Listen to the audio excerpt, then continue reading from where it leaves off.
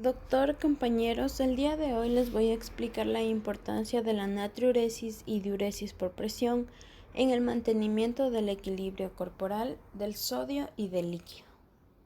El sistema renal corporal actúa de manera lenta pero muy efectiva. Este es el caso que si existe un aumento en el volumen de la sangre, la presión va a subir. Esto generará que los riñones excreten el exceso de volumen para que la presión arterial se normalice. Ocurre lo contrario. Cuando el volumen de la sangre disminuye, la presión también bajará y entonces los riñones comenzarán a retener líquido para normalizar la presión. Dicho esto, continuaremos con algunas definiciones.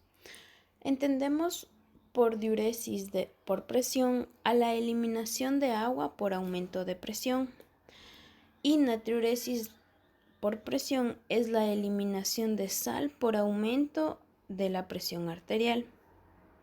Es común encontrar a estos dos mecanismos a la par, es decir, si aparece el uno va a aparecer el otro. Y cuando esto suceda, el término adecuado será natriuresis por presión. Con los incrementos crónicos de la presión arterial, la eficacia de la natriuresis por presión aumenta mucho porque el aumento de la presión arterial tras un tiempo de retraso corto suprime la liberación de renina y por tanto reduce la formación de angiotensina 2 y aldosterona.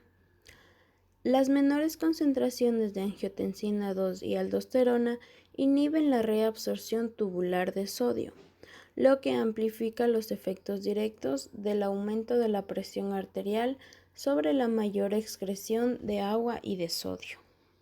La natriuresis y diuresis por presión son componentes clave de una retroalimentación renal líquido corporal para regular los volúmenes de líquido corporal y la presión arterial.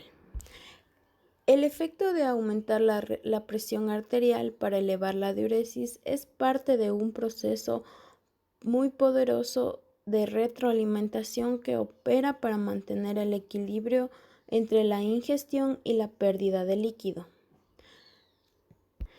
El volumen de líquido extracelular, el volumen sanguíneo, el gasto cardíaco y la presión arterial junto con la diuresis están controlados al mismo tiempo como partes separadas de este mecanismo de retroalimentación básico.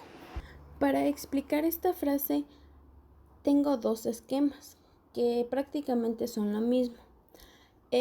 Cuando ingerimos demasiado líquido va a aumentar el volumen de líquido extracelular. Con esto va a aumentar el volumen de sangre, debido a que la sangre es un componente del líquido extracelular. Cuando aumenta la sangre va a aumentar la presión de llenado en la circulación. Con esto aumentará el retorno de sangre venosa al corazón, aumentando así el gasto cardíaco. Y este gasto cardíaco tendrá dos vías, ya sea directa o indirecta, para aumentar la presión arterial. La vía indirecta tendrá que ir primero a la autorregulación y el aumento de la resistencia periférica total. Cuando aumente la presión arterial, aumentará la diuresis.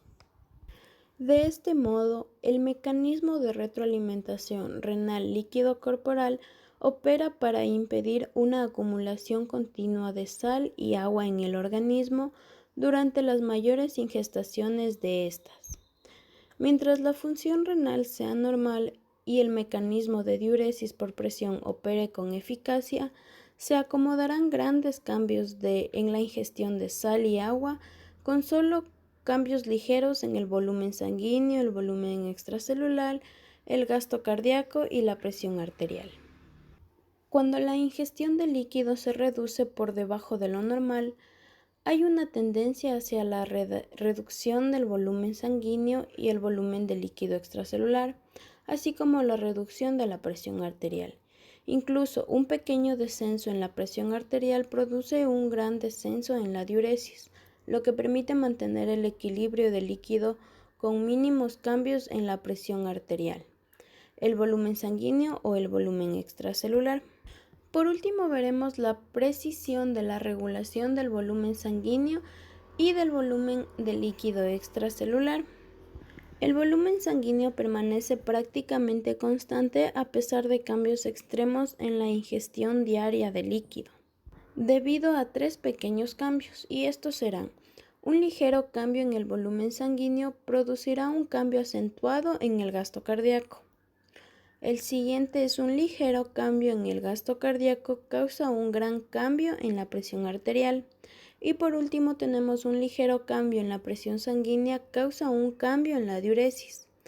Estos factores trabajan en conjunto para proporcionar un control por retroalimentación eficaz del volumen sanguíneo.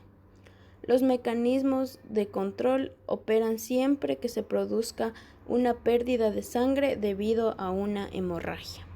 Aquí está mi bibliografía, muchas gracias.